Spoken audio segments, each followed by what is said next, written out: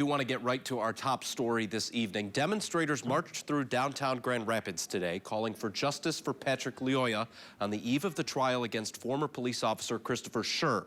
Target 8 investigator Ken Kolker is giving us a preview of the case and who we expect to hear from once the courthouse doors open tomorrow.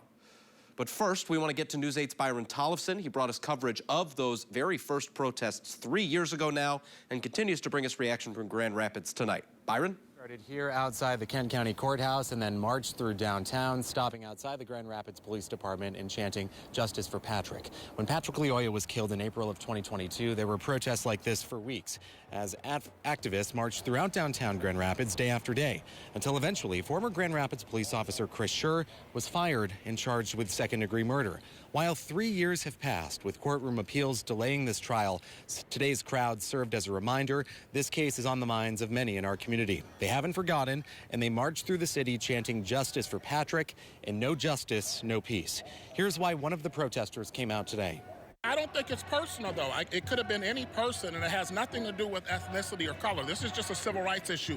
No one's child should be lose their life over a traffic stop if they're unarmed, and they're in the situation should be de-escalated by the police.